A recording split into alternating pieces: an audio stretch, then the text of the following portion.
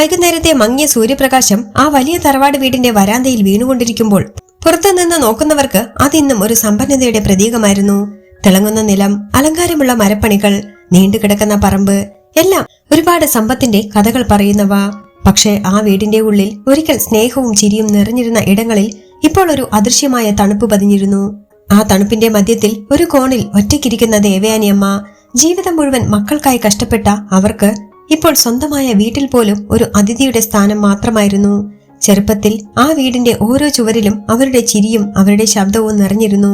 അമ്മ എന്നൊരു വാക്ക് കേൾക്കുമ്പോൾ തന്നെ ഓടിയെത്തുന്ന 4 കുഞ്ഞുങ്ങൾ: രാജീവ്, സുരേഷ്, മനോജ്, ദീപക്. അവരുടെ വിശപ്പും അവരുടെ അസുഖവും അവരുടെ ചെറിയ സന്തോഷങ്ങളും എല്ലാം ദേവയാനിയുടെ ജീവിതത്തിന്റെ അർത്ഥങ്ങളായിരുന്നു. പക്ഷേ ഇന്ന് ആ 4 പേരും വളർന്നു, വിവാഹം കഴിച്ചു, സ്വന്തം ജീവിതങ്ങളിൽ മുഴുകിപ്പോയപ്പോൾ അമ്മയുടെ സാന്നിധ്യം അവർക്കൊരു ഓർമ്മയല്ല, ഒരു ബാധ്യതയായി മാറി. ആദ്യകാലങ്ങളിൽ അമ്മ നമ്മളോടൊപ്പം ഉണ്ടാകണം എന്നൊരു ആവേശം ഉണ്ടായിരുന്നെങ്കിലും ആ ആവേശം ദിവസങ്ങൾക്കുള്ളിൽ തന്നെ മങ്ങിത്തുടങ്ങി. ഓരോരുത്തരുടെയും ജീവിതത്തിൽ തിരക്കുകൾ കൂടിയപ്പോൾ അമ്മയുടെ ആവശ്യങ്ങൾ ഒരു ബുദ്ധിമുട്ടായി തോന്നി തുടങ്ങി. രാജീവിന്റെ ഭാര്യയ്ക്ക് വീട്ടിൽ പണി കൂടുന്നതായി തോന്നി. സുരേഷിന്റെ ഭാര്യയ്ക്ക് സ്വകാര്യത കുറയുന്നുവെന്ന് തോന്നി. മനോജിന്റെ ഭാര്യയ്ക്ക് കുട്ടികളെ നോക്കുന്നതിനൊപ്പം അമ്മയെ നോക്കാൻ കഴിയുന്നില്ലെന്ന പരാതി. ദീപകിന്റെ വീട്ടിൽ സ്ഥലം കുറവെന്ന കാര്യം. ഓരോ വീട്ടിലും ഓരോ കാരണം. പക്ഷേ ആ കാരണങ്ങൾക്കിടയിൽ ആ അമ്മയുടെ വേദനിക്കുന്ന ഹൃദയം മാത്രം ആരും കണ്ടില്ല. ഒടുവിൽ ഒരു തീരുമാനമുണ്ടായി. ഓരോ മാസവും അമ്മ ഓരോരുത്തരുടെ വീട്ടിൽ കഴിയണം. ഒരു വീട്ടിൽ നിന്ന് മറ്റൊന്നിലേക്ക്, ഒരു വസ്തുവിനെ പോലെ. ആദ്യം അതൊരു പരിഹാരമായി തോന്നിയെങ്കിലും സമയം കടന്നുപോകുന്തോറും അത് തന്നെ വലിയ പ്രശ്നമായി. എത്ര ദിവസം കൂടി എന്ന ചോദ്യമാണ് ഓരോ വീട്ടിലും ഉയരുന്നത്. അമ്മ വരുമ്പോൾ ഒരു ഭാരമായി തോന്നുന്ന നിശബ്ദത, പോകുമ്പോൾ ഒരു ആശ്വാസം. ഈ മാറ്റങ്ങൾ എല്ലാം ദേവയാനിയമ്മ നിശബ്ദമായി കണ്ടുകൊണ്ടിരുന്നു. അവർക്ക് പറയാൻ വാക്കുകൾ ഉണ്ടായിരുന്നില്ല. കാരണം ദേവയാനിയമ്മയ്ക്ക് അവർ അപ്പോഴും കുഞ്ഞുങ്ങളായിരുന്നു. അവരെ കുറ്റപ്പെടുത്താൻ ആ അമ്മയ്ക്ക് കഴിയില്ലായിരുന്നു. പക്ഷേ ഓരോ രാത്രിയും അവർ ഒറ്റയ്ക്ക് കിടക്കുമ്പോൾ അവരുടെ കണ്ണുകളിൽ നിന്നൊഴുകുന്ന കണ്ണുനീർ ദേവയാനിയമ്മയുടെ ഉള്ളിലെ വേദനയുടെ സാക്ഷിയായിരുന്നു. ഒരു മഴയുള്ള രാത്രി, ഇടിയും മിന്നലും നിറഞ്ഞ ആകാശം പോലെ തന്നെ ആ വീട്ടിനുള്ളിലും ഒരു സംഘർഷം രൂപപ്പെടുകയായിരുന്നു. 4 മക്കളും ഹാളിൽ ഒത്തുകൂടിയിരുന്നു. അവരുടെ മുഖങ്ങളിൽ അസഹനവും ക്ഷീണവും വ്യക്തമായിരുന്നു. ഇങ്ങനെ പോയാൽ പറ്റില്ല, രാജീവ് പറഞ്ഞു. ശബ്ദത്തിൽ ഒരു കടുപ്പമുണ്ടായിരുന്നു. നമ്മൾ എല്ലാവരും തിരക്കുള്ളവരാണ്, ഇത് മാനേജ് ചെയ്യാൻ പറ്റുന്നില്ല. സുരേഷ് ഉടനെ കൂട്ടിച്ചേർത്തു.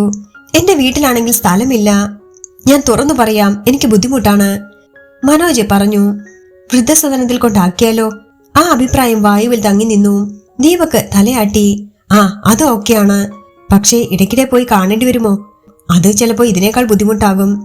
അവരുടെ സംഭാഷണം ക്രമേണ ഒരു കണക്കുകൂട്ടലായി മാറി. എന്താണ് എളുപ്പമുള്ള മാർഗം? എന്താ ടെൻഷൻ ഇല്ലാത്ത വഴി? ഈ ചോദ്യങ്ങളിലായിരുന്നു അവർ മുഴുകിയിരുന്നത്. ഈ തീരുമാനം അമ്മയെ വേദനിപ്പിക്കുമോ എന്നൊരു ചോദ്യം ആരും ചോദിച്ചില്ല. അതേസമയം അടുക്കളയുടെ വാതിലിന് പിന്നിൽ നിന്നുകൊണ്ട് ഇതെല്ലാം ദേവയാനി കേട്ടുകൊണ്ടിരുന്നു. ഓരോ വാക്കും അവരുടെ ഹൃദയത്തിൽ കുത്തിയിറങ്ങുന്നത് പോലെ. വൃദ്ധസദനം എന്ന വാക്ക് ആ അമ്മയുടെ ചെവിയിൽ വീണ്ടും വീണ്ടും മുഴങ്ങിക്കൊണ്ടിരുന്നു. അവർ ചുമരിൽ ചാരി നിന്നു. ശ്വാസം പോലും പിടിച്ചുകെട്ടി. ഇത്രയും വർഷം ഞാൻ ജീവിച്ചത് ഇതിനു വേണ്ടിയായിരുന്നോ? അവരുടെ ഉള്ളിലെ ഒരു ശബ്ദം ചോദിച്ചു. അവർ ശാന്തയായി കരഞ്ഞു. ശബ്ദം പുറത്തു വന്നില്ല. കണ്ണുനീർ മാത്രം നിശബ്ദമായി ഒഴുകിക്കൊണ്ടിരുന്നു. അടുത്ത ദിവസം രാവിലെ ആ വീടിന്റെ മുന്നിൽ ഒരു സൈക്കിൾ വന്നെത്തി. പഴയ ഇരുമ്പുകളും ഉപകരണങ്ങളും വാങ്ങുന്ന ഒരു ആക്രിക്കാരൻ. സാധാരണയായി ആരും ശ്രദ്ധിക്കാത്ത ഒരാൾ. അവൻ വീട്ടിന് മുന്നിൽ നിന്ന് ചുറ്റും നോക്കി. പഴയ സാധനങ്ങളുണ്ടോ സാറേ, പഴയ സാധനങ്ങളുണ്ടോ? അവൻ ചോദിച്ചു. രാജീവ് പുറത്തു വന്ന് അവനെ അകത്തേക്ക് കൊണ്ടുപോയി. പഴയ കസേരകളും പൊട്ടിയ ഉപകരണങ്ങളും കാണിച്ചു. പക്ഷേ ആ സമയത്ത് 4 സഹോദരന്മാരുടെയും കണ്ണുകൾ തമ്മിൽ കൂട്ടിമുട്ടി. ഒരേ സമയം അവരുടെ മനസ്സിൽ ഒരേ ചിന്ത പിറന്നു. ഒരു നിശബ്ദ ധാരണ. ഇവനെ കൊണ്ട് നമ്മുടെ പ്രശ്നം തീർക്കാനാവുമോ? രാജീവ് വളരെ പതുക്കെ ചോദിച്ചു. ആ വാക്കുകൾ കേട്ടപ്പോൾ ബാക്കി 3 പേരും മിണ്ടാതെ നിന്നു.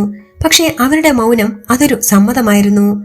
അവർ തമ്മിൽ തുറന്നു സംസാരിച്ചില്ല. പക്ഷേ അവരുടെ കണ്ണുകൾ അവരുടെ മനസ്സിൽ ഒരേ തീരുമാനം രൂപം കൊണ്ടതിന്റെ സാക്ഷിയായിരുന്നു. അതേസമയം ദൂരെ നിന്നുകൊണ്ട് ഇതെല്ലാം നോക്കുന്ന ദേവയാനി അമ്മയ്ക്ക് എന്തൊക്കെയോ അസ്വസ്ഥതകൾ തോന്നി. എന്തോ തെറ്റ് സംഭവിക്കാൻ പോകുന്നു എന്നൊരു ഉൾവിളി അവരുടെ ഉള്ളം തകർത്തു. അവർ പതുക്കെ മക്കളുടെ അടുത്തേക്ക് നടന്നു. എന്താ മക്കളെ എന്ന് ചോദിക്കാൻ ശ്രമിച്ചെങ്കിലും ആരും അവരെ നോക്കിയില്ല. ആ നിമിഷം ആ അമ്മയുടെ ജീവിതം പൂർണ്ണമായി മാറാൻ പോകുന്ന ഒരു വഴിത്തിരിവിലേക്ക് കടക്കുകയായിരുന്നു. അവർ കരുതാത്ത, ഒരിക്കലും സ്വപ്നത്തിൽ പോലും ചിന്തിക്കാത്ത ഒരു ക്രൂര സത്യത്തിലേക്ക്. രാവിലെ സൂര്യപ്രകാശം വീടിന്റെ പറമ്പിൽ വീണിരുന്നെങ്കിലും ആ വെളിച്ചം ആ വീട്ടിനുള്ളിലെ ഇരുട്ടിനെ മാറ്റിയില്ല. ദേവയാനിയമ്മയുടെ മനസ്സിൽ ഒരു അസ്വസ്ഥത പൂർണ്ണമായും പടർന്നിരുന്നു. തലേന്ന് നടന്ന സംഭാഷണത്തിന്റെ ഓരോ വാക്കും അവരുടെ ചെവിയിൽ വീണ്ടും വീണ്ടും മുഴങ്ങിക്കൊണ്ടിരുന്നു. വൃദ്ധസദനം, അവരുടെ ബുദ്ധിമുട്ട്, മാനേജ് ചെയ്യാൻ പറ്റുന്നില്ല. അവർക്കിനി ആ വീട്ടിൽ സ്ഥാനമില്ലെന്ന് ആ അമ്മയ്ക്ക് വ്യക്തമായിരുന്നു. എങ്കിലും എന്റെ മക്കൾ എന്നെ ഒരിക്കലും തള്ളിക്കളയില്ല എന്നൊരു ചെറിയ പ്രതീക്ഷ അവരുടെ ഹൃദയത്തിലെങ്ങോ ഒരു കോണിൽ ജീവിച്ചിരിക്കുന്നു. പക്ഷേ ആ പ്രതീക്ഷ തകർന്നു വീഴാൻ മണിക്കൂറുകൾ മാത്രം ബാക്കിയായിരുന്നു. ഹാളിൽ 4 മക്കളും ഒരുമിച്ച് നിന്നു. ആക്രിക്കാരൻ പുറത്തുനിന്ന് അകത്ത് കയറി. അവന്റെ കയ്യിൽ പഴയ തൂക്കം നോക്കുന്ന യന്ത്രവും കണ്ണുകളിൽ ഒരു സാധാരണ മനുഷ്യന്റെ ലാളിത്യവും. അവൻ ചുറ്റും നോക്കി. ഇനി എന്തെങ്കിലും പഴയ സാധനങ്ങളുണ്ടോ സർ എന്നായിരുന്നു അവന്റെ അടുത്ത ചോദ്യം. ആ നിമിഷം ഒരു നിമിഷം പോലും ആലോചിക്കാതെ രാജീവ് പറഞ്ഞു, ഉണ്ട്, ഒരു വലിയ ബാധ്യതയുണ്ട്. ആ വാക്കുകൾ കേട്ടപ്പോൾ ആക്രിക്കാരൻ ഒന്നും മനസ്സിലാകാതെ നോക്കി നിന്നു. പക്ഷേ ദേവയാനിയമ്മയുടെ ഹൃദയം ആ നിമിഷം വിറച്ചു. അവർക്ക് എന്തോ ഭയാനകമായ ഒന്ന് നടക്കാൻ പോകുന്നുവെന്ന് വ്യക്തമായി. ദേവയാനിയമ്മ പതുക്കെ മുന്നോട്ട് നടന്നു. മോനെ, എന്താ നീ പറയുന്നത്? അവരുടെ ശബ്ദം വിറച്ചുകൊണ്ടിരുന്നു. പക്ഷേ അവർ ചോദിച്ച ചോദ്യത്തിന് മറുപടി വാക്കുകളിലായിരുന്നില്ല, അവരുടെ കണ്ണുകളിലായിരുന്നു. ഇത് ഞങ്ങളുടെ അമ്മ. ഈ അമ്മയെ നിനക്ക് കൊണ്ടുപോകാമോ? ആ വാക്കുകൾ ഒരു അമ്മ ഒരിക്കലും കേൾക്കാൻ ആഗ്രഹിക്കുന്ന വാക്കുകളായിരുന്നില്ല. ഒരു സാധനത്തെക്കുറിച്ച് പറയുന്ന വാക്കുകൾ പോലെ. ആഗ്രക്കാരൻ ഒരു നിമിഷം ഒന്ന് ഞെട്ടി. എന്താ സാർ ഇത്? എന്താ സാർ പറയുന്നത്? അവൻ ചോദിച്ചു. സുരേഷ് കടുപ്പത്തോടെ പറഞ്ഞു, ഞങ്ങൾ വളരെ സീരിയസ് ആണ്. എത്ര പൈസ വേണമെങ്കിലും തരാം. അമ്മയെ നീ കൂടെ കൊണ്ടുപോകണം. ആ വാക്കുകൾ കേട്ടപ്പോൾ ദേവയാനിയമ്മയുടെ ഉള്ളം തകർന്നു. മക്കളെ, അവർ കരഞ്ഞു. എന്നെ എവിടേക്കാണ് അയക്കുന്നത്? അവരുടെ കൈകൾ വിറച്ചു. അവർ രാജീവിന്റെ കൈ പിടിച്ചു. നിനക്ക് ഓർമ്മയുണ്ടോ ഈ അമ്മ നിന്നെ എങ്ങനെയാ നോക്കിയിരുന്നതെന്ന്? അവരുടെ ശബ്ദം തകർന്നു. സുരേഷേ, ഈ അമ്മയെ നിനക്ക് ഉപേക്ഷിക്കാനാവുമോ? അവർ ഓരോരുത്തരെയും നോക്കി. എന്റെ മക്കളെ, ഞാൻ എന്ത് തെറ്റ് ചെയ്തിട്ടാണ് നിങ്ങൾ എന്നെ ഉപേക്ഷിക്കുന്നത്? പക്ഷേ ആ വാക്കുകൾ ആരുടെയും മനസ്സിനെ തൊട്ടില്ല. അവരുടെ മുഖങ്ങളിൽ ഒരു കഠിനത മാത്രം. അധികം നാടകം വേണ്ടമ്മേ, മനോജ് പറഞ്ഞു. ഞങ്ങൾ തീരുമാനിച്ചു കഴിഞ്ഞു. ദീപക് മുഖം തിരിച്ചു. ഇത് തന്നെയാണ് ഞങ്ങളുടെ ശരിയായ തീരുമാനം. ഒരു അമ്മയുടെ നിലവിളി, ഒരു മനുഷ്യന്റെ ഹൃദയം ഉരുകിപ്പോകുന്ന വേദന. പക്ഷേ ആ 4 ഹൃദയങ്ങൾ കല്ലുപോലെ ഉറച്ചതായിരുന്നു. ദേവയാനിയമ്മ മുട്ടുകുത്തി കൈകൂപ്പി, എന്നെ എവിടേക്കെങ്കിലും അയച്ചോളൂ, വൃദ്ധസദനത്തിലെങ്കിലും ആക്കൂ. ഞാൻ ആരെയും ബുദ്ധിമുട്ടിക്കില്ല. ഞാൻ ആരോടും ഒന്നും പറയില്ല. ഞാൻ ഭക്ഷണത്തിന് വേണ്ടി പോലും നിങ്ങളുടെ മുന്നിൽ വരില്ല. പക്ഷേ എന്നെ ഇങ്ങനെ വിൽക്കരുതേ. അവരുടെ ഓരോ വാക്കും അവരുടെ ആത്മാവിന്റെ നിലവിളിയായിരുന്നു. ആ വീടിന്റെ ചുവരുകൾ പോലും ആ വേദന കേട്ട് വിറച്ചുപോയി. പക്ഷേ മക്കൾ, അവർ കണ്ണടച്ചു. അവരുടെ മനസ്സിൽ ഒരു ചിന്ത മാത്രം, ഇതോടെ ഈ ബാധ്യത തീരണം. ആക്രിക്കാരൻ ആ കാഴ്ച നോക്കി നിൽക്കുകയായിരുന്നു. അവന്റെ കണ്ണുകളിൽ അസ്വസ്ഥത. അവൻ മൃദുവായി പറഞ്ഞു, സർ, ഇത് ശരിയല്ല. ഇത് നിങ്ങളുടെ അമ്മയല്ലേ? പക്ഷേ രാജീവ് കടുപ്പത്തോടെ പറഞ്ഞു, നീ വാങ്ങിക്കുമോ ഇല്ലയോ, അത്രയും ഞങ്ങൾക്കറിയണ്ടു. ഒരു നിമിഷം ആഗ്രക്കാരൻ മിണ്ടാതെ നിന്നു. അവൻ ദേവയാനിയമ്മയെ നോക്കി. അവരുടെ കണ്ണുകളിൽ ഒരു അഭയം തേടുന്ന കുട്ടിയുടെ പേടിയുണ്ടായിരുന്നു. ആ കണ്ണുകൾ അവനെ നിശബ്ദനാക്കി. ഒടുവിൽ അവൻ തലയാട്ടി, ഞാൻ കൊണ്ടുപോകാം ഈ അമ്മയെ. ആ വാക്കുകൾ കേട്ടപ്പോൾ ദേവയാനിയമ്മയുടെ ഉള്ളം തകർന്നു. അവർ പിന്നെ ഒന്നും പറഞ്ഞില്ല. അവരുടെ ശബ്ദം അതോടെ നിലച്ചു. അവരുടെ കരച്ചിൽ പോലും ശബ്ദമില്ലാത്ത കണ്ണുനീരായി മാറി. ദേവയാനിയമ്മ പതുക്കെ എഴുന്നേറ്റു. ആ വീട്ടിനുള്ളിലേക്ക് ഒന്ന് നോക്കി. അവർ തന്റെ ജീവിതം മുഴുവൻ ചെലവഴിച്ച ആ വീട്, ഓരോ കോണിലും അവരുടെ ഓർമ്മകൾ, മക്കളുടെ ബാല്യകാല ചിരികൾ, അവരുടെ ഭർത്താവിന്റെ ശബ്ദം, എല്ലാം ഒരു നിമിഷം അവരുടെ കണ്ണുകൾക്ക് മുന്നിലൂടെ ഓടിപ്പോയി. ഇതാണ് എന്റെ അവസാനം, അവർ മനസ്സിൽ പറഞ്ഞു. ദേവയാനിയമ്മ ഒരിക്കലും കരുതിയിരുന്നില്ല സ്വന്തം മക്കളുടെ മുന്നിൽ ഇങ്ങനെ തകർന്നു നിൽക്കേണ്ടി വരുമെന്ന്. ആ അമ്മ ഒരിക്കൽ കൂടി മക്കളെ നോക്കി. ഒരുപക്ഷെ അവർ തിരിച്ചു വിളിച്ചാലോ എന്ന പ്രതീക്ഷയോടെ. അമ്മ പോകരുത് എന്ന് പറയുമെന്ന് അവർ പ്രതീക്ഷിച്ചു. പക്ഷേ ആരുമൊന്നും പറഞ്ഞില്ല. ആ നിശബ്ദത അവരുടെ ജീവിതത്തിലെ ഏറ്റവും വലിയ വേദനയായി മാറി. ആക്രിക്കാരൻ അവരോട് പതുക്കെ പറഞ്ഞു, അമ്മേ, നമുക്ക് പോകാം. ആ ശബ്ദത്തിൽ ഒരു കരുണയുണ്ടായിരുന്നു. അവർ തലയാട്ടി പതുക്കെ നടന്നു തുടങ്ങി.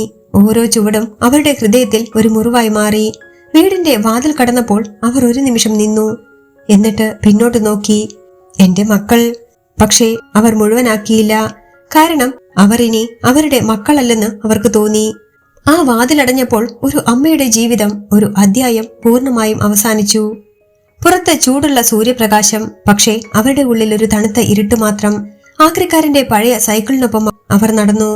ആളുകൾ നോക്കി ചിരിച്ചു. ചിലർ ചോദ്യചിഹ്നമായി നിന്നു. പക്ഷേ ആരും ആ സത്യം അറിഞ്ഞില്ല. ഒരു അമ്മയെ സ്വന്തം മക്കൾ വിൽക്കുകയായിരുന്നു എന്ന സത്യം. അവർ നടക്കുമ്പോൾ അവരുടെ കണ്ണുനീർ നിലത്ത് വീണുകൊണ്ടിരുന്നു. ഓരോ തുള്ളിയും ഒരു കഥ പറഞ്ഞുകൊണ്ടിരുന്നു. സ്നേഹമെന്നത് ഇത്ര വില കുറഞ്ഞതാണോ? മാതൃത്വം ഇത്രയും നിസ്സാരമാണോ? പക്ഷേ അവരുടെ ഉള്ളിൽ ഒരുപാട് വേദനകൾക്കിടയിൽ പോലും ഒരു ചെറിയ സത്യബോധമുയർന്നു. ഇനി എനിക്ക് അവരിൽ നിന്നും ഒന്നും പ്രതീക്ഷിക്കാനില്ല. അതായിരുന്നു അവരുടെ മോചനം. വേദനയോടെ കിട്ടിയ ഒരു മോചനം. ആഗ്രക്കാരൻ അവരെ ഒന്ന് നോക്കി. അവന്റെ കണ്ണുകളിൽ ഒരു ഉറച്ച തീരുമാനം. ഈ അമ്മയെ ഞാൻ ഒരിക്കലും വേദനിപ്പിക്കില്ല, അവൻ മിണ്ടാതെ മനസ്സിൽ പറഞ്ഞു. ആ നിമിഷം ഒരു അന്യനായ മനുഷ്യൻ ഒരു അമ്മയ്ക്ക് പുതിയ ജീവിതത്തിന്റെ തുടക്കമായി മാറുകയായിരുന്നു. പകൽ ചൂട് കനക്കുമ്പോൾ നഗരത്തിന്റെ അറ്റത്തുള്ള ചെറിയൊരു കുടിലിലേക്ക് ആഗ്രക്കാരൻ ദേവയാനി അമ്മയെ കൊണ്ടെത്തിച്ചു. ചുറ്റും കെട്ടിക്കിടക്കുന്ന പഴയ ഇരുമ്പുകളും പൊട്ടിയ പാത്രങ്ങളും പഴകിയ ഫർണിച്ചറുകളും അവിടെയെല്ലാം ഒരു ഉപേക്ഷിക്കപ്പെട്ട ജീവിതത്തിന്റെ അടയാളങ്ങൾ പോലെ തോന്നി. പക്ഷേ ആ അവസ്ഥയ്ക്കിടയിൽ പോലും ആ മനുഷ്യന്റെ മനസ്സിൽ ഒരു വൃത്തിയും ഒരു കരുണയും ഉണ്ടായിരുന്നു. ഇവിടെയാണ് നമ്മൾ ഇനി താമസിക്കാൻ പോകുന്നത്, അവൻ പതുക്കെ പറഞ്ഞു. അവന്റെ ശബ്ദത്തിൽ ഒരു ലജ്ജയും ഒരു വിനയവും. ദേവയാനിയമ്മ ഒരു നിമിഷം ചുറ്റും നോക്കി. ജീവിതം മുഴുവൻ കഴിഞ്ഞ ആ വലിയ തറവാട് വീട്ടിൽ നിന്ന് ഈ ചെറിയ കുടിലിലേക്ക് വന്ന അവരുടെ യാത്ര ഒരു സ്വപ്നം തകർന്നു പോയതിന്റെ യാഥാർത്ഥ്യമായി തോന്നി. പക്ഷേ അവർക്ക് എവിടെയും പോകാൻ വഴിയില്ലായിരുന്നു. അവർ പതുക്കെ അകത്ത് കയറി ഒരു പഴയ കസേരയിലിരുന്നു. അവരുടെ കൈകൾ വിറച്ചുകൊണ്ടിരുന്നു. കണ്ണുകളിൽ ശൂന്യത, കരയാനും ശക്തിയില്ലാത്ത ഒരു അവസ്ഥ. ആ ആക്രിക്കാരൻ അവരെ നോക്കി. അമ്മേ, വെള്ളം കുടിക്കണോ? അവൻ ചോദിച്ചു. ആ അമ്മ എന്നൊരു വാക്ക് അവരുടെ ഹൃദയത്തിൽ തട്ടി. കുറെ വർഷങ്ങൾക്ക് ശേഷമാണ് അമ്മ എന്നുള്ള സ്നേഹത്തോടെയുള്ള വിളി അവർ കേൾക്കുന്നത്. അവർക്ക് മറുപടി പറയാൻ കഴിഞ്ഞില്ല. ദേവയാനി അമ്മയ്ക്ക് മറുപടി പറയാൻ കഴിഞ്ഞില്ല. പക്ഷേ അവരുടെ കണ്ണുകളിൽ കണ്ണുനീർ നിറഞ്ഞിരുന്നു. അവൻ ഒരു ഗ്ലാസ് വെള്ളം അവരുടെ കയ്യിൽ നൽകി. പേടിക്കണ്ട, അമ്മയ്ക്ക് ഇവിടെ ഒരു പ്രശ്നവും ഉണ്ടാവില്ല, അവൻ പറഞ്ഞു. ആ വാക്കുകൾ വളരെ ലളിതമായിരുന്നെങ്കിലും അതിലൊരു സത്യസന്ധതയുണ്ടായിരുന്നു. മോനെ, എന്താ നിന്റെ പേര് എന്നവർ സ്നേഹത്തോടെ ചോദിച്ചു. ദയാൽ എന്നവൻ മറുപടി നൽകി. ദേവയാനിയുടെ മനസ്സ് നിറഞ്ഞു. ശരിക്കും ദയുള്ള മനുഷ്യൻ തന്നെ ആയിരിക്കുമോ ഇവൻ എന്നൊരു സംശയം അവരിലുണ്ടായി. ആദ്യ ദിവസങ്ങൾ ദേവയാനി അമ്മയ്ക്ക് സഹിക്കാൻ പറ്റാത്തതായിരുന്നു. രാത്രിയിൽ ഉറങ്ങാൻ ശ്രമിക്കുമ്പോൾ അവരുടെ മനസ്സിൽ പഴയ ഓർമ്മകൾ ഒന്നിനു പിന്നാലെ ഒന്നായി വന്നുകൊണ്ടിരുന്നു. മക്കളുടെ ചിരി, അവരുടെ ബാല്യകാലം, അമ്മ എന്ന് വിളിച്ച ശബ്ദങ്ങൾ, ഒടുവിൽ അവർ തന്നെ അവരെ ഉപേക്ഷിച്ച നിമിഷം. ഓരോ ഓർമ്മയും ഒരു മുറിവായി മാറി. അവർ കണ്ണടച്ചാൽ പോലും ആ കാഴ്ചകൾ വിട്ടുമാറിയില്ല. പല രാത്രികളും അവർ ഉറങ്ങാതെയിരുന്നു, മിണ്ടാതെ കരഞ്ഞു. ദയാൽ അതെല്ലാം കണ്ടു. അവൻ ഒന്നും ചോദിച്ചില്ല. കാരണം അവൻ മനസ്സിലാക്കി ആ വേദനയ്ക്ക് വാക്കുകൾ കൊണ്ട് ആശ്വാസം നൽകാൻ പറ്റില്ലെന്ന്. പക്ഷേ അവൻ തനിക്ക് പറ്റുന്ന രീതിയിൽ ആ അമ്മയെ സംരക്ഷിച്ചു. രാവിലെ ഭക്ഷണമുണ്ടാക്കി കൊടുത്തു. അവർക്ക് ഇഷ്ടമുള്ള പോലെ കറികൾ ഉണ്ടാക്കാൻ ശ്രമിച്ചു. ആ അമ്മയ്ക്ക് സൗകര്യപ്രദമാകുന്ന വിധത്തിൽ കിടക്ക ശരിയാക്കി കൊടുത്തു. അവർക്ക് വേണ്ട മരുന്നുകളെല്ലാം വാങ്ങിച്ചു കൊടുത്തു. ദയാൽ ഒരിക്കലും ദേവയാനി അമ്മയെ വാങ്ങിയ ഒരു സാധനമായി കണ്ടില്ല, മറിച്ച് സ്വന്തം അമ്മയായി കണ്ടു. ഒരിക്കൽ അവർ ഭക്ഷണം കഴിക്കാതെ ഇരുന്നപ്പോൾ അവൻ നിസ്സാരനായി പറഞ്ഞു, ഇത്രയും കാലം ഞാൻ ഒറ്റയ്ക്കാ ജീവിച്ചത്. ഇപ്പോൾ എനിക്കൊരു അമ്മയെ കിട്ടി. അമ്മയ്ക്ക് എന്തെങ്കിലും സംഭവിച്ചാൽ എനിക്ക് പിന്നെ ആരുണ്ട്? ആ വാക്കുകൾ കേട്ടപ്പോൾ ദേവയാനി അമ്മയുടെ ഹൃദയം നുറുങ്ങി. അവർക്ക് മനസ്സിലായി ഈ മനുഷ്യൻ തന്റെ മക്കളെക്കാൾ കൂടുതൽ കരുതലുള്ളവനാണെന്ന്. ദിവസങ്ങൾ കടന്നുപോയി. ആ ചെറിയ കുടിലിൽ പതുക്കെ മാറ്റങ്ങൾ ഉണ്ടായി തുടങ്ങി. ദേവയാനിയമ്മ വെറുതെ ഇരുന്ന് കരഞ്ഞിരുന്ന ഒരു അമ്മയായിരുന്നെങ്കിലും പിന്നീട് അവർ ദയാലിനെ സഹായിച്ചു തുടങ്ങി. പഴയ വസ്തുക്കൾ തരംതിരിക്കാൻ, അടുക്കളയിൽ ചെറിയ ചെറിയ ജോലികൾ ചെയ്യാൻ. അവരുടെ കൈകൾക്ക് വീണ്ടും ഒരു അർത്ഥം കിട്ടി. ഒരിക്കൽ അവർ ചായ ഉണ്ടാക്കി അവന് നൽകി. ദയാൽ അത്ഭുതത്തോടെ ആ അമ്മയെ നോക്കി. ഇത്രയും നല്ല ചായ ഞാൻ കുടിച്ചിട്ടില്ലമ്മേ, അവൻ ചിരിച്ചുകൊണ്ട് പറഞ്ഞു. ആ ചെറിയ പ്രശംസ ദേവയാനി അമ്മയുടെ മുഖത്ത് ഒരു ചെറിയ പുഞ്ചിരി വരുത്തി. വളരെ നാളുകൾക്ക് ശേഷം അവർ ചിരിച്ചു. ആ ചിരി ചെറിയതായിരുന്നു, പക്ഷേ അതിലൊരു സമാധാനമുണ്ടായിരുന്നു. അവർക്കപ്പോൾ മനസ്സിലായി, സമ്പത്തും വലിയ വീടുകളുമല്ല സന്തോഷം നൽകുന്നത്, ഒരു മനുഷ്യന്റെ മനസ്സിലെ സ്നേഹമാണ്. അവർക്ക് ആ സ്നേഹം അവിടെ നിന്നും കിട്ടിത്തുടങ്ങി. ഒരു അന്യനായ മനുഷ്യനിൽ നിന്ന് അവർക്ക് ഒരു പുതിയ തിരിച്ചറിവുണ്ടായി. ഞാൻ ഒരിക്കലും ഇവനൊരു ഭാരമല്ല, ഞാൻ ഒരാളുടെ ജീവിതത്തിൽ ഇപ്പോൾ ഏറ്റവും വിലയുള്ള ഒരാളാണ്. ആ തിരിച്ചറിവ് അവരുടെ ഉള്ളിലെ വേദനയെ പതുക്കെ പതുക്കെ കുറച്ചു തുടങ്ങി. ഇതിനിടെ നഗരത്തിന്റെ മറ്റൊരു ഭാഗത്ത് ആ വലിയ തറവാട്ടിൽ സമാധാനം നഷ്ടപ്പെട്ടു തുടങ്ങി. ആദ്യം എല്ലാം സാധാരണ പോലെ തന്നെയായിരുന്നു. പ്രശ്നങ്ങൾ തീർന്നു എന്നൊരു ആശ്വാസം. പക്ഷെ ആ ആശ്വാസം അധികകാലം നീണ്ടു നിന്നില്ല. രാജീവിന്റെ ബിസിനസ്സിൽ പെട്ടെന്ന് നഷ്ടം സംഭവിച്ചു. വലിയൊരു ഡീൽ തകർന്നു. സുരേഷിന്റെ വീട്ടിൽ പ്രശ്നങ്ങൾ തുടങ്ങി. ഭാര്യയുമായി നിരന്തരം തർക്കങ്ങൾ. മനോജിന്റെ മകൻ പെട്ടെന്ന് അസുഖപ്പെട്ടു. ചികിത്സയ്ക്കായി പണം കിട്ടാതെ അവനും വിഷമിച്ചു. ദീപകിന്റെ ജോലി തന്നെ നഷ്ടപ്പെട്ടു. ഒരുപാട് വർഷങ്ങൾക്ക് ശേഷം അവരുടെ ജീവിതത്തിൽ ഒരു അനിശ്ചിതത്വം, ഒരു ഭയം. അവർക്ക് മനസ്സിലാകാതെ പോയ ഒരേ ഒരു കാര്യം മാത്രമാണ്, എന്തുകൊണ്ടാണ് എല്ലാം ഒരേ സമയം തന്നെ തകർന്നുപോയത്. ഒരു രാത്രി രാജീവ് ഒറ്റയ്ക്കിരിക്കുമ്പോൾ അവന്റെ മനസ്സിൽ ഒരു ചിന്ത വന്നു. ഇത് ഞങ്ങൾ ചെയ്തതിന്റെ ഫലമാണോ? ആ ചിന്ത അവനെ പേടിപ്പിച്ചു. അവൻ അതിനെ തള്ളിക്കളയാൻ ശ്രമിച്ചു. പക്ഷേ അത് വീണ്ടും വീണ്ടും അവന്റെ മനസ്സിൽ വന്നുകൊണ്ടിരുന്നു. ഒടുവിൽ 4 പേരും വീണ്ടും ഒരുമിച്ചു. ഇത്തവണ അവരുടെ മുഖങ്ങളിൽ ആത്മവിശ്വാസമല്ലായിരുന്നു, ഒരു ഭയം, ഒരു കുറ്റബോധം. നമ്മൾ തെറ്റ് ചെയ്തോ? സുരേഷ് പതുക്കെ ചോദിച്ചു. ആർക്കും അതിന് മറുപടി ഉണ്ടായിരുന്നില്ല. ആ നിശബ്ദത അവരുടെ തെറ്റ് വിളിച്ചു പറയുന്നുണ്ടായിരുന്നു. അവരുടെ മനസ്സിൽ ദേവയാനിയമ്മയുടെ കണ്ണുനീർ, അവരുടെ നിലവിളി എല്ലാം വീണ്ടും വീണ്ടും ഉയർന്നു. അവർക്കപ്പോൾ മനസ്സിലായി, അമ്മയെ അവർ ഉപേക്ഷിച്ചതല്ല, അവർ സ്വന്തം ഭാഗ്യത്തെയാണ് ഉപേക്ഷിച്ചത് എന്ന്. ആ തിരിച്ചറിവ് അവരെ ഉള്ളിൽ നിന്ന് തകർത്തുകൊണ്ടിരുന്നു. പക്ഷേ ആ സമയം ദേവയാനിയമ്മ ആ ചെറിയ കുടിലിൽ ഒരുപാട് വർഷങ്ങൾക്ക് ശേഷം ഒരു ശാന്തമായ ഉറക്കത്തിലായിരുന്നു. അവരുടെ മുഖത്ത് ഒരു ചെറിയ പുഞ്ചിരി ഉണ്ടായിരുന്നു. കാരണം അവർക്കപ്പോൾ ഒരു വീടുണ്ടായി. അത് വലിയതല്ല, പക്ഷേ അവിടെ അവർക്ക് സ്നേഹം കിട്ടുന്നുണ്ടായിരുന്നു, മാന്യതയുണ്ടായിരുന്നു. അതായിരുന്നു അവർക്ക് ഏറ്റവും കൂടുതൽ ആവശ്യമായത്. കാലം കുറച്ചുകൂടി മുന്നോട്ട് നീങ്ങിയപ്പോൾ ആ 4 മക്കളുടെ ജീവിതത്തിലുണ്ടായ മാറ്റങ്ങൾ ഒറ്റപ്പെട്ട സംഭവമായി തോന്നിയില്ല. ഓരോ ദിവസവും ഓരോ നിമിഷവും അവരുടെ ജീവിതം പതുക്കെ പതുക്കെ തകർന്നുകൊണ്ടിരുന്നു. ഒരിക്കൽ ആത്മവിശ്വാസത്തോടും അഹങ്കാരത്തോടും നിന്നിരുന്ന രാജീവ് ഇപ്പോൾ ബാങ്ക് നോട്ടീസുകൾ കയ്യിൽ പിടിച്ച് തലകുനിച്ച് ഇരിക്കുന്നവനായി മാറി. അവന്റെ ബിസിനസ് പൂർണ്ണമായും തകർന്നു. കടം കയറി. സുഹൃത്തുക്കൾ പോലും അകന്നുപോയി. സുരേഷിന്റെ വീട്ടിൽ ദിവസവും കലഹം. ചെറിയ ചെറിയ കാര്യങ്ങൾക്ക് പോലും വലിയ വലിയ വഴക്കായി മാറി. അവന്റെ ഭാര്യ ഇതെല്ലാം നിങ്ങളുടെ അഹങ്കാരത്തിന്റെ ഫലമാണ് എന്ന് മുഖത്തു നോക്കി പറഞ്ഞപ്പോൾ അവന്റെ മനസ്സിൽ ഒരു കുത്തേറ്റതുപോലെ തോന്നി. മനോജ് ആശുപത്രിയുടെ വരാന്തയിൽ കാത്തു നിൽക്കുന്നു, മകന്റെ ചികിത്സയ്ക്കുള്ള പണം കിട്ടാതെ. നിസ്സഹായനായി ദൈവമേ എന്ന് വിളിക്കുമ്പോൾ അവന്റെ മനസ്സിൽ പെട്ടെന്ന് അമ്മയുടെ മുഖം തെളിഞ്ഞു. ദീപക് ജോലി നഷ്ടപ്പെട്ട് ഒരു അഭയം പോലും ഇല്ലാതെ ജീവിതം എങ്ങോട്ടാണ് പോകുന്നത് എന്ന് പോലും അറിയാതെ ഒരിക്കൽ സമ്പന്നതയുടെ ഉച്ചിയിൽ നിന്നിരുന്ന ആ 4 പേരും ഇപ്പോൾ അവരവരുടെ സ്വന്തം പ്രശ്നങ്ങളിൽ മുങ്ങിയവരായി. എന്നാൽ ഈ ദുരന്തങ്ങൾക്കിടയിൽ ഒരു പൊതുകാര്യം ഉണ്ടായിരുന്നു. അവരുടെ മനസ്സിൽ ഉയർന്നു വരുന്ന ഒരേ ഒരു ചോദ്യം, ഒരേ ഒരു ഓർമ്മ, അമ്മ. ഒരു രാത്രിയിൽ മഴ പെയ്യുന്ന സമയം 4 പേരും വീണ്ടും ആ പഴയ വീട്ടിൽ ഒത്തുകൂടി. ഇത്തവണ ആരുടെയും മുഖത്ത് അഹങ്കാരമില്ല, മറിച്ച് തകർന്ന മനസ്സുകളും കണ്ണുകളിൽ നിറഞ്ഞ കുറ്റബോധവും മാത്രം.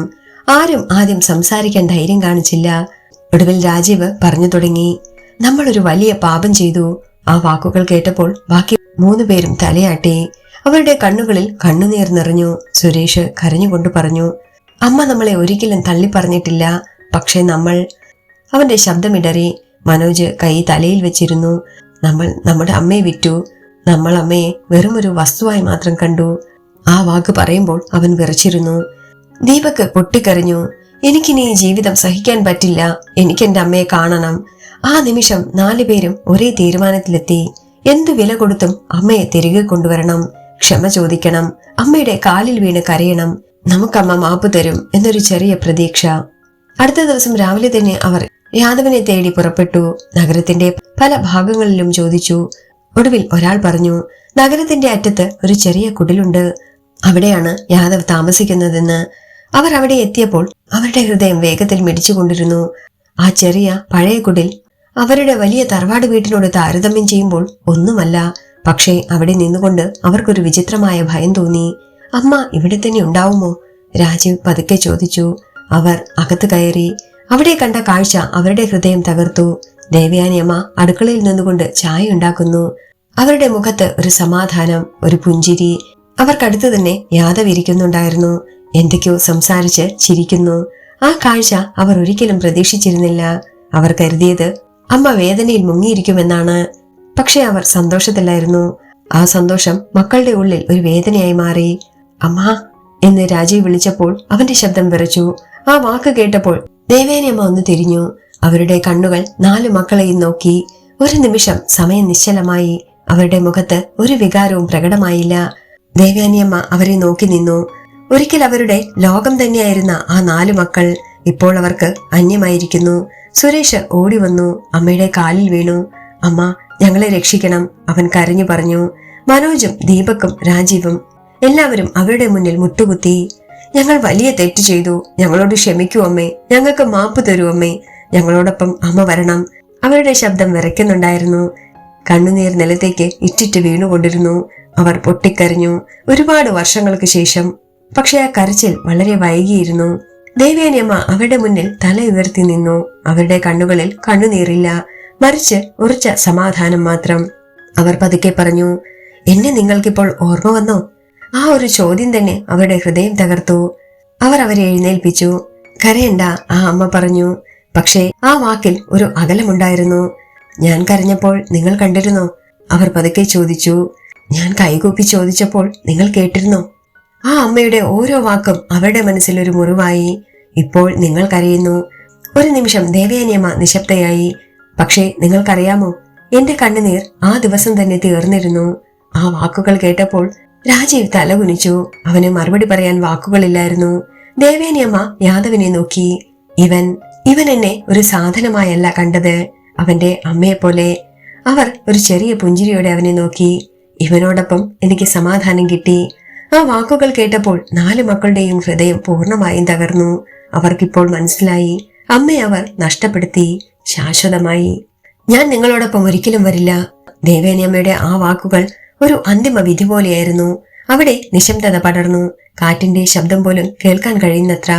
4 പേരും തലകുനിച്ചു നിന്നു. അവർക്കിനി എന്ത് പറയണമെന്ന് പോലും അറിയില്ലായിരുന്നു. അവർക്ക് ലഭിച്ചത് അവർ ചെയ്ത തെറ്റിന്റെ ഫലം മാത്രമായിരുന്നു. ദേവയാനിയമ്മ തിരിഞ്ഞു നടന്നു അടുക്കളയിലേക്ക്. അവരുടെ ചുവടുകൾ ഉറപ്പുള്ളതായിരുന്നു. അപ്പോൾ ആ അമ്മയ്ക്ക് സംശയങ്ങളില്ല. അവരുടെ ജീവിതം ഇപ്പോൾ അവർ തിരഞ്ഞെടുത്ത ശരിയായ വഴിയിൽ തന്നെയാണ്. പുറത്തു നിന്നുകൊണ്ട് ആ 4 മക്കളും ആ ചെറിയ കുടിലിനെ നോക്കി. ഒരിക്കൽ അവരുടെ ലോകമായിരുന്ന അമ്മ ഇപ്പോൾ ആ ചെറിയ വീട്ടിനുള്ളിൽ സന്തോഷത്തോടെ ജീവിക്കുന്നു. അവർക്ക് ആദ്യമായി മനസ്സിലായി, സമ്പത്ത് കൊണ്ടല്ല ബന്ധങ്ങൾ നിലനിൽക്കുന്നത്, സ്നേഹവും അംഗീകാരവും കൊണ്ടാണ്. പക്ഷേ ആ സത്യത്തെ അവർ തിരിച്ചറിഞ്ഞത് എല്ലാം നഷ്ടപ്പെട്ടതിന് ശേഷം മാത്രമാണെന്ന് മാത്രം. മക്കളെല്ലാവരും ആ ചെറിയ കുടിലിൽ നിന്ന് മടങ്ങിപ്പോയപ്പോൾ അവരുടെ മനസ്സിലൊരു ഭാരമായ നിശബ്ദത മാത്രം ബാക്കിയായി. അമ്മ കൂടെ വരാൻ സമ്മതിച്ചില്ല എന്ന സത്യം അവരെ തകർത്തുകൊണ്ടിരുന്നു. പക്ഷെ അവർ മടങ്ങുമ്പോൾ അമ്മ പറഞ്ഞ വാക്കുകൾ മാത്രം അവരുടെ മനസ്സിൽ വീണ്ടും വീണ്ടും മുഴങ്ങിക്കൊണ്ടിരുന്നു. പ്രശ്നങ്ങളിൽ നിന്ന് ഓടരുത്, ഒരുമിച്ച് നിന്ന് പിടിച്ചു നിൽക്കൂ, സത്യസന്ധമായി ജീവിക്കാൻ ശ്രമിക്കൂ, നിങ്ങൾക്ക് എല്ലാം തിരിച്ചുപിടിക്കാൻ കഴിയും. അതിന് ഈ അമ്മയുടെ ആവശ്യമില്ല. ആ വാക്കുകൾ അവർക്കൊരു ആശ്വാസമായി തോന്നിയില്ല. പക്ഷേ പിന്നീട് ഓരോ ദിവസവും അവർ അതിന്റെ അർത്ഥം അനുഭവിച്ച് മനസ്സിലാക്കി. രാജീവ് തന്റെ ജീവിതം തിരിച്ചുപിടിക്കാനായി ചെറിയ ചെറിയ ജോലികൾ ചെയ്തു തുടങ്ങി. ഇത്തവണ അവൻ ഒരിക്കലും എളുപ്പമാർഗങ്ങൾ നോക്കിയില്ല. സുരേഷ് തന്റെ കുടുംബത്തെ തിരികെ നേടാൻ തന്റെ അഹങ്കാരം മുഴുവൻ മാറ്റിവെച്ചു. മനോജ് തന്റെ മകന്റെ ചികിത്സയ്ക്കായി ഒറ്റയ്ക്ക് പോരാടാതെ സഹോദരന്മാരുടെ സഹായം അഭ്യർത്ഥിച്ചു. ദീപക് തന്റെ ജീവിതത്തെ കുറ്റപ്പെടുത്താതെ സത്യസന്ധമായി മുന്നോട്ടു പോകാൻ പഠിച്ചു. പതുക്കെ അവരുടെ ജീവിതം തിരിച്ച് പഴയ പാതയിലേക്ക് എത്തി. അവർക്ക് മനസ്സിലായി, അമ്മ പറഞ്ഞതുപോലെ ചെയ്തപ്പോൾ മാത്രമാണ് കാര്യങ്ങളെല്ലാം ശരിയായത്. ഒരു ദിവസം അവർ 4 പേരും ഒരുമിച്ചിരുന്നപ്പോൾ ഒരു വലിയ സത്യം അവരുടെ മുന്നിൽ തുറന്നു. നമ്മൾ തിരിച്ചെത്തിയത് നമ്മുടെ കഴിവുകൊണ്ടല്ല, രാജീവ് പതുക്കെ പറഞ്ഞു. അമ്മ പറഞ്ഞ വഴിയാണ് നമ്മളെ നയിച്ചത്, സുരേഷ് കൂട്ടിച്ചേർത്തു. മനോജ് കണ്ണുനീരടക്കി പറഞ്ഞു, അമ്മ നമ്മളോടൊപ്പമില്ല, പക്ഷെ അമ്മയുടെ സാന്നിധ്യം നമ്മളെ വിട്ടുപോയിട്ടില്ല. ആ വാക്കുകൾ കേട്ടപ്പോൾ എല്ലാവരും മിണ്ടാതായി. അവർക്കപ്പോൾ വ്യക്തമായിരുന്നു, അവരുടെ ജീവിതം തകർന്നതും പിന്നെ തിരിച്ചു പിടിച്ചതും എല്ലാം അമ്മയുമായി ബന്ധപ്പെട്ട് കിടക്കുന്നു. അമ്മയുടെ വില മനസ്സിലാക്കാതെ അവർ ചെയ്ത ക്രൂരതയാണ് അവരുടെ ജീവിതം തകർത്തത്. എന്നാൽ അമ്മയുടെ വാക്കുകളാണ് അവരുടെ ജീവിതം തിരിച്ചു പിടിക്കാൻ സഹായിച്ചത്. ആ തിരിച്ചറിവ് അവരുടെ ഹൃദയത്തിൽ ഒരുപാട് വേദനയോടെ നിറഞ്ഞു. അതിനിടെ ആ ചെറിയ കുടിലിൽ ദേവയാനിയമ്മ ദയാലുവിനൊപ്പം ശാന്തമായ ജീവിതം നയിച്ചു. അവർക്ക് പഴയ വേദനകളിൽ കുടുങ്ങേണ്ട ആവശ്യമില്ലായിരുന്നു. അവർക്ക് ലഭിച്ച ചെറിയ സ്നേഹവും ബഹുമാനവും അവർക്ക് മതിയായിരുന്നു. അവർ ചിരിക്കുന്നതും സാധാരണ കാര്യങ്ങളിൽ സന്തോഷം കണ്ടെത്തുന്നതും ദൂരത്തു നിന്ന് കണ്ട മക്കളുടെ കണ്ണുകളിൽ കണ്ണുനീർ നിറഞ്ഞു. അവർക്കപ്പോൾ മനസ്സിലായി, യഥാർത്ഥ സ്നേഹം എന്താണെന്ന്. അത് സമ്പത്തിലല്ല, സൗകര്യങ്ങളിലല്ല, ഒരാളെ ഒരു മനുഷ്യനായി കാണുന്നതിലാണ്. യാദവ് അവർക്ക് അതാണ് നൽകിയിരിക്കുന്നത്, സ്വന്തം മക്കൾക്ക് പോലും നൽകാൻ കഴിയാത്തത്. ഒരു ദിവസം അവർ ദൂരെ നിന്ന് അമ്മയെ കണ്ടു. അവർ ദയാലുവിനൊപ്പം ചിരിക്കുകയായിരുന്നു. ആ ചിരിയിൽ ഒരു സമാധാനവും ഒരു തൃപ്തിയും ഉണ്ടായിരുന്നു. ആ കാഴ്ച കണ്ടപ്പോൾ മക്കളുടെ ഉള്ളിൽ ഒരു വേദനയും ഒരു ആശ്വാസവും ഒരുമിച്ചുയർന്നു. അമ്മ സന്തോഷവതിയാണ്, രാജീവ് പതുക്കെ പറഞ്ഞു. അവർക്കപ്പോൾ മനസ്സിലായി, അമ്മയെ തിരികെ കൊണ്ടുവരാൻ അവർക്കാവില്ല. കാരണം ആ അമ്മ ഇപ്പോൾ അവരെ വിട്ട് തിരിച്ചു പിടിക്കാനാവാത്ത ദൂരത്തേക്ക് പോയിരിക്കുന്നു. അത് ദൂരമല്ല, ഒരു തീരുമാനമാണ്, ഒരു മനസ്സിന്റെ ഉറച്ച നിലപാട്. അവർ പതുക്കെ തിരിഞ്ഞു നടന്നു. ഇത്തവണ അവർ അമ്മയെ വിളിച്ചില്ല. കാരണം അവർക്കറിയാം അവർ ഇപ്പോൾ ശരിയായ സ്ഥലത്താണ്. അവരുടെ കണ്ണുകളിൽ നിന്ന് കണ്ണുനീർ ഒഴുകിക്കൊണ്ടിരുന്നു. പക്ഷെ ആ കണ്ണുനീർ വെറും ദുഃഖത്തിന്റേത് മാത്രമായിരുന്നില്ല, അത് ഒരു തിരിച്ചറിവിന്റേതായിരുന്നു. അമ്മയെ നഷ്ടപ്പെടുത്തിയ ശേഷമാണ് അവരുടെ ജീവിതത്തിൽ അമ്മയുടെ വില അവർ മനസ്സിലാക്കിയത് എന്ന തിരിച്ചറിവിന്റെ.